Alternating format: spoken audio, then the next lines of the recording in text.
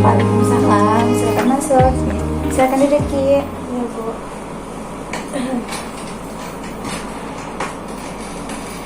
Kita tadi nak yang bawakan pidato saat upacara? Iya, Bu, saya tadi yang bawa pidato. Oh, Masya Allah, bagus sekali tadi penampilan Kak. Oh, siapa nama Nak? Nama saya Alia, Ibu. Oh iya, Nak Alia, pidatonya tadi sangat menginspirasi sekali. Caranya bicara bagus, tenang sama jelas juga intonasinya.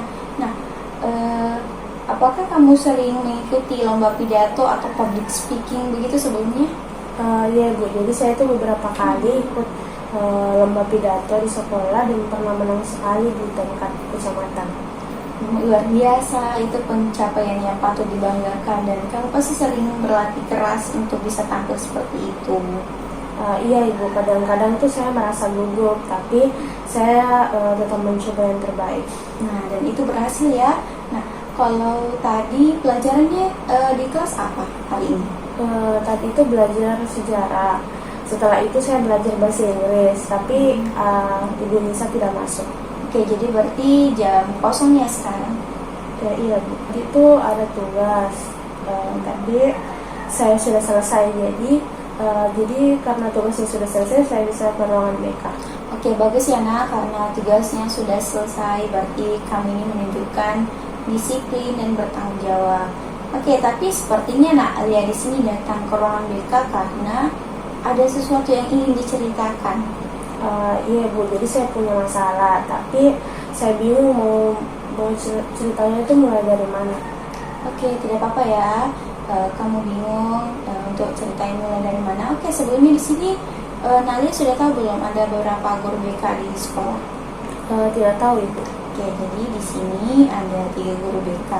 Nah, ada Ibu, ada Pak Hendra, sama Ibu Nisa. Nah, Nalia lebih nyaman ke Ibu siapa untuk bercerita? Ke Ibu saja.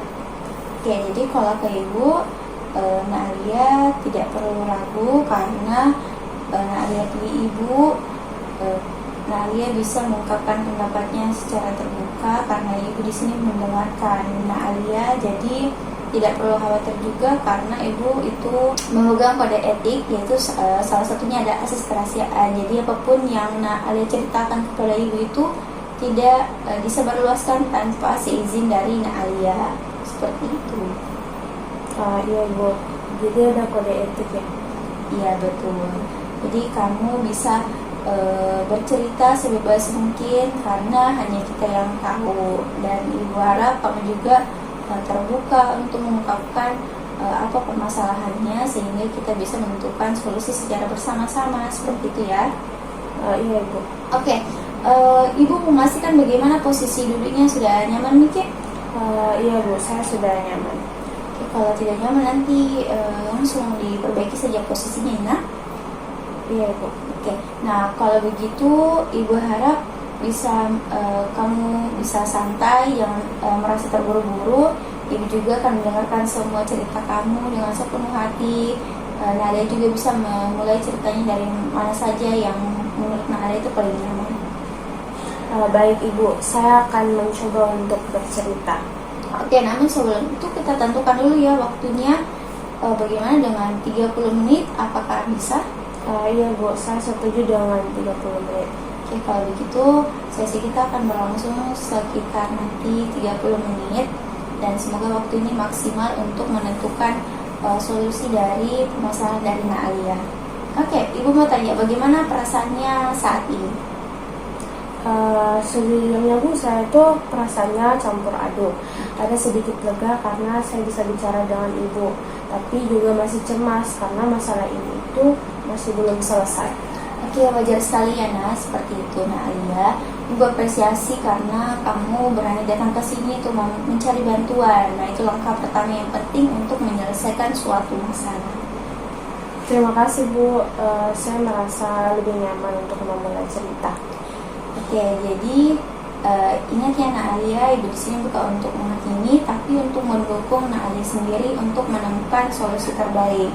Jadi silakan ceritakan dengan tenang ya. Baik, Ibu. Oke, nah coba ceritakan permasalahan yang kamu alami saat ini Nalia. Baik Bu, jadi saya tuh merasa sangat cemas karena minggu depan itu ada ujian, dan ujian itu ujian sekolah Bu. Oke, jadi karena ada ujian sekolah menjadi sumber kecemasan bagi Naalia. Oke, bisa kamu ceritakan lebih lanjut apa sih yang membuat kamu tuh cemas? Jadi saya ini khawatir tidak bisa mengerjakan soal-soal ujian dengan baik Bu. Saya tuh khawatir nilainya itu jadi jelek, dan itu bisa mengecewakan orang tua saya. Oke, wajar sekali ya kalau Naalia seperti itu. Nah, apakah ini pertama kalinya Naalia itu merasa cemas menghadapi ujian atau pernah merasakan hal yang sama sebelumnya? Sebelumnya itu saya juga pernah sering cemas, tapi rasanya itu lebih berat. Ujian ini itu menentukan nilai akhir Bu, jadi tekanannya jauh lebih besar. Oke, Ibu mengerti ya, situasi ini memang bisa membuat kamu itu merasa tertekan. Nah, selain itu juga, apakah ada faktor lain yang membuat kamu itu merasa cemas? Faktor lainnya itu karena teman-teman saya itu rata-rata kompetitif, dan saya itu merasa kalau yang tidak dapat nilai bagus, mereka itu akan memandang saya itu rendah. Oke, jadi selain tekanan yang dari dalam diri sendiri, kamu juga merasa ada tekanan dari lingkungan teman-temanmu.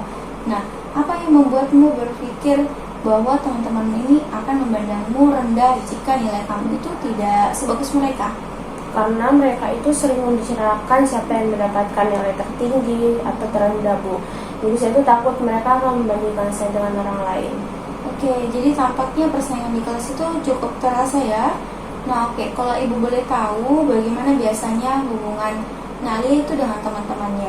Apakah kalian saling mendukung atau lebih berkompetisi? Baik Bu, jadi beberapa teman-teman itu mendukung, tapi yang lain itu fokus pada persaingan. Jadi kadang-kadang saya merasa nyaman, tapi di saat-saat di mana ada tekanan itu membuat saya ingin menjauh. Oke, baik. Jadi Ibu di sini menangkap bahwa tekanan ini berasal dari banyak area, dari dirimu, dari persaingan dengan teman-teman. Oke. Nah, bagaimana semua ini mempengaruhi kegiatanmu sehari-hari? Jadi Bu, saya itu susah tidur, terus juga merasa tidak enak badan, dan sulit fokus pada belajar. Jadi kadang saya merasa terlalu lelah untuk melakukan apapun. Oke, itu pasti sangat melelahkan ya Naalia. Nah, kurang tidur dan rasa cemas ini bisa membuat tubuh dan pikiran itu lebih bekerja keras lagi. Nah, apakah kamu sudah mencoba sesuatu untuk mengurangi rasa cemas ini? Biasanya Bu, saya tuh belajar lebih banyak sampai larut malam. Saya tuh berpikir bahwa kalau saya belajar terus, saya merasa lebih baik atau lebih siap. Oke, jadi kamu mencoba mengatasi kecemasan dengan belajar lebih lama. Nah, menurutmu apakah cara ini berhasil? Kadang-kadang berhasil, tapi di sisi lain saya malah makin lelah dan sulit menyerap pelajaran. Rasanya seperti lingkaran yang tidak ada habisnya. Oke, wajar ya kalau kamu merasa seperti itu, karena tubuh dan pikiran itu juga butuh istirahat untuk bekerja secara optimal. Nah, selain belajar hingga larut malam, apalagi sih yang biasanya kamu lakukan ketika merasa cemas? Kadang-kadang itu saya menghindari teman yang terlalu kompetitif. Saya merasa lebih tenang kalau tidak terlalu sering mendengar mereka bicara soal nilai ujian. Oke, jadi menghindari mereka itu membantumu mengurangi tekanan dari lingkungan ya? Oke, menarik nih. Nah, kalau Ibu boleh simpulkan, jadi saat ini kamu mencoba belajar lebih lama dan menjauh dari teman-teman yang kompetitif. Nah, untuk menghindari kecemasanmu. Namun, ada dampak sampingnya nih seperti lelah, sulit tidur, dan merasa sedikit terisolasi nih tampaknya. Nah, apakah ada hal lain yang ingin kamu ceritakan tentang bagaimana kecemasan ini mempengaruhi dirimu? Jadi saya tuh sering tidak percaya diri Bu. Rasanya seperti saya tidak cukup baik dibandingkan yang lain. Oke, terima kasih ya Naalia karena sudah mau berbagi. Nah, Ibu benar-benar menghargai keterbukaan dari Naalia. Nah, rasa tidak percaya diri ini pasti membuat segalanya itu terasa lebih sulit. Nah, Ibu yakin kita bisa menemukan cara untuk membantu Naalia merasa lebih tenang dan percaya diri menghadapi ujian ini. Apakah Naalia itu setuju jika kita mulai mencari solusi bersama? Iya Bu, jadi saya ingin mencoba mengatasi masalah ini dengan lebih baik. Oke, jadi Nadia tadi khawatir ya karena ingin mendapatkan nilai yang bagus. Nah, itu menunjukkan bahwa kamu itu memiliki rasa tanggung jawab yang besar terhadap diri kamu dan masa depan kamu. Itu adalah hal yang sangat positif, oke? Iya Bu. Tapi kadang tuh saya merasa itu terlalu berat, apalagi kalau mengingat semua harapan yang ada. Oke, wajar ya Nadia, karena kamu merasa seperti itu. Nah, ibu ingin mengajak kamu nih untuk mencoba melihat situasi dari sudut pandang lain. Nah, misalnya, menurutmu kenapa sih teman-temanmu itu kompetitif? Mungkin mereka juga ingin mendapat nilai yang bagus Bu. Mereka ingin menunjukkan kemampuan mereka. Oke, betul sekali ya. Kalau dipikir-pikir itu memang teman-teman sebenarnya punya tujuan yang sama denganmu, ingin sukses dan meraih hasil yang terbaik. Nah, kompetisi ini bukan berarti mereka itu merendahkanmu atau ingin kamu gagal, tapi karena mereka juga berusaha keras. Nah, bagaimana menurutmu? Kalau kamu ini mulai melihat mereka sebagai teman seperjuangan, bukan pesaing seperti itu. Mungkin benar juga Bu, saya belum pernah berpikir begitu. Selama ini saya lebih fokus pada rasa takut saya sendiri. Yaitu manusiawi ya Alia. Kadang ketika kita merasa cemas, kita cenderung memandang tekanan sebagai sesuatu yang negatif. Padahal seringkali tekanan itu menunjukkan bahwa ada banyak orang di sekitarmu yang peduli dan juga berusaha keras. Nah, sekarang bagaimana dengan orang tuamu? Ibu ingin tahu apakah mereka pernah berkata bahwa nilai itu adalah salah satu ukuran kebanggaan mereka terhadapmu? Tidak pernah Bu, orang tua itu selalu bilang yang penting saya berusaha, tapi saya tetap takut mengecewakan mereka. Oke, jadi itu artinya orang tuamu itu sangat mendukungmu dan mereka menghargai semua prosesmu, bukan hanya hasilnya. Nah, bagaimana kalau kita coba berpikir bahwa kebanggaan mereka itu lebih terletak pada usahamu yang sungguh-sungguh, bukan pada angka-angka yang berada di rapor atau di nilaimu. Mungkin saya bisa melihat dari sisi itu Bu. Saya sadar mereka tidak pernah memarahi saya soal nilai, tapi tetap saja saya merasa ada ekspektasi. Oke, jadi ekspektasi itu hal yang wajar karena mereka ingin yang terbaik juga untukmu pastinya. Tapi ingat ya, ekspektasi itu bukan beban yang harus kamu pikul sendirian. Orang tuamu adalah pendukungmu, bukan penekananmu. Kalau kamu mau, kita bisa mencari cara agar bisa berdiskusi dengan orang tuamu tentang rasa cemas ini. Ibu yakin mereka akan mendengarkannya dengan baik. Nah, kembali ke tekanan dari teman-teman lingkungan. Sebenarnya tekanan ini bisa kamu lihat sebagai tanda bahwa kamu itu berada di lingkungan yang peduli pada pendidikan dan keberhasilan. Bukan sesuatu yang harus membuatmu tertekan, tetapi justru memotivasi untuk terus berkembang. Nah, menurut Nadia, bagaimana jika kamu itu mencoba melibatkan tekanan ini dari sisi positif? Mungkin bisa Bu, saya sering merasa mereka seperti musuh. Tapi mungkin saya perlu mengubah cara saya melihat bahwa mereka itu musuh. Kalau mereka bisa, saya juga harusnya bisa. Oke, tepat sekali Nadia. Jadi Nadia sini tidak sendirian untuk menghadapi ini. Banyak temannya juga yang menghadapi tantangan yang sama. Dan ibu melihat bahwa kamu ini adalah siswa yang tidak hanya cerdas, tetapi juga mau berusaha keras. Itu adalah kelebihan yang tidak semua orang punya, Nadia. Oke, tapi satu hal yang perlu Nadia ingat bahwa tekanan itu tidak seharusnya membuatmu lupa untuk merawat dirimu sendiri.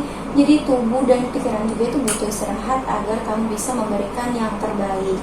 Nah, bagaimana menurutmu kalau kita akan membicarakan langkah kecil untuk membuat kamu itu merasa lebih tenang dan fokus? Saya setuju Bu, saya rasa saya perlu belajar untuk lebih santai dan tidak terlalu keras pada diri sendiri. Terima kasih Bu sudah membantu saya.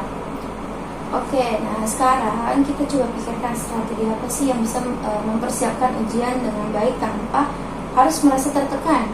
Nah, bagaimana menurut Nadia? Apakah kita bisa membuat rencana yang lebih teratur? Rencana seperti apa Bu? Kadang saya bingung mulai dari mana. Oke, tidak apa-apa ya. Jadi kita akan membuatnya bersama-sama. Jadi pertama, bagaimana kalau kita itu buat jadwal belajar yang lebih terstruktur? Jadi jadwal ini akan mencakup waktu belajar, waktu istirahatnya, dan waktu untuk hal-hal yang kamu nikmati seperti hobi ataupun hal-hal lain-lainnya. Nah, dengan begitu kamu bisa belajar tanpa merasa kelelahan. Jadwal itu sepertinya membantu, Bu. Tapi saya takut saya tidak bisa konsisten dalam belajar. Oke, jadi itu wajar ya, karena kita memang sulit untuk langsung konsisten. Yang penting kita mulai dulu dengan jadwal yang realistis. Misalnya, kamu bisa juga membuat mulai dengan 30 menit belajar, terus 10 menitnya istirahat. Apa menurut durasi itu sesuai? Itu cukup, Bu. Saya sering memaksa belajar terlalu lama sampai akhirnya tidak fokus. Nah, itu dia. Jadi belajar dalam durasi pendek tapi fokus jauhnya itu lebih efektif dibandingkan belajar lama tanpa konsentrasi. Nah, selain itu, saat kamu merasa cemas atau stres, kamu bisa mencoba latihan pernapasan atau meditasi singkat. Nadia pernah coba belum? Belum pernah, Bu. Bagaimana cara melakukannya? Oke, caranya itu sederhana. Jadi, Nadia bisa tarik nafas dari hidung selama 4 detik. Lalu selama 4 detik ini kamu nikmati, kamu resapi, lalu hembuskan perlahan-lahan melalui mulut selama 6 detik. Nah, lakukan ini beberapa kali sehingga kamu merasa lebih tenang. Oke, bisa juga menambahkan musik relaksasi yang kamu suka. Ya, Bu. Saya akan coba itu. Sepertinya membantu untuk menenangkan pikiran saya. Oke, bagus ya. Selain itu, Nahlia, Ibu ingin tahu, apakah kamu punya teman yang sering belajar bersama? Ada, Bu, tapi kadang-kadang itu lebih suka belajar sendiri atau kelompoknya itu sudah penuh.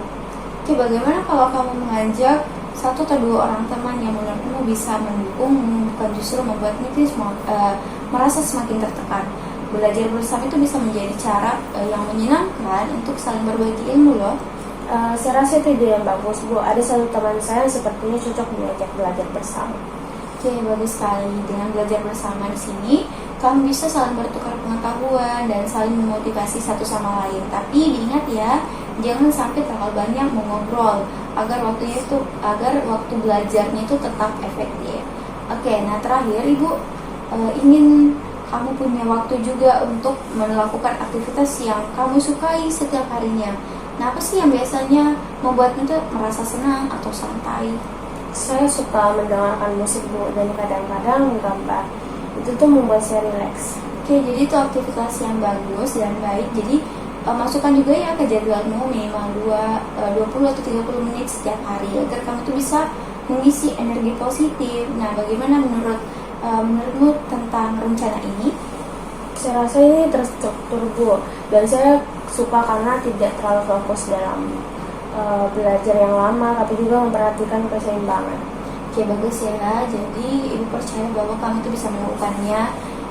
Jika kamu merasa kesulitan, jangan ragu ya untuk datang ke sini. Ibu di sini akan siap mendukungmu. Oke, jadi waktunya sudah hampir berakhir. Nah, jadi untuk optimalisasi dari sisa waktu yang kita punya, bisa kalian menyimpulkan poin-poin penting dari pembicaraan kita hari ini? Baik, Bu. Jadi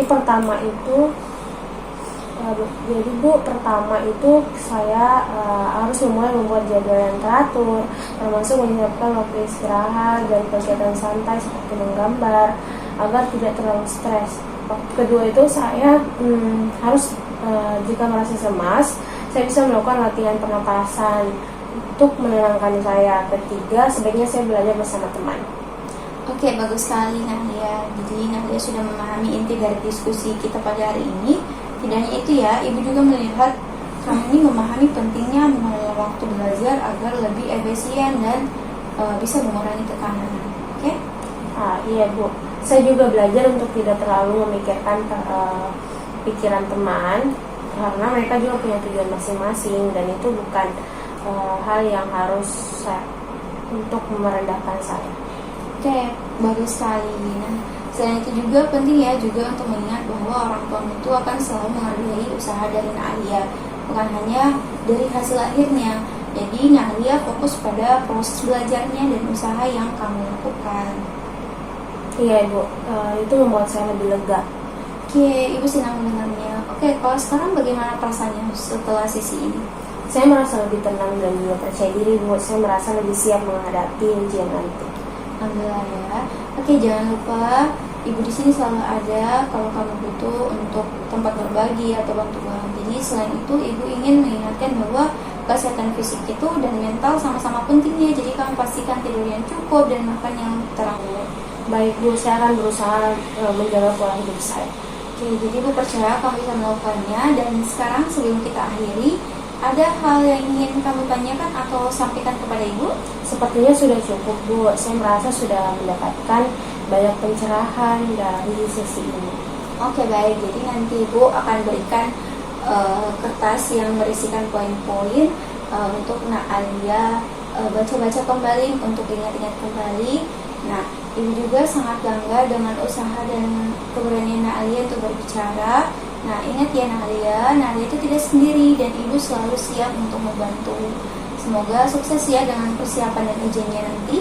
Terima kasih Bu, terima kasih atas dukungannya. Ya, sama-sama ya Nak Alia. Nanti Ibu akan berikan kertasnya, oke? Iya Bu. Oke, kalau begitu Nak Alia bisa kembali ke kelasnya untuk mengikuti pembelajaran selanjutnya. Iya Bu, kalau gitu saya pamit dulu ya Bu. Terima kasih Bu. Ya.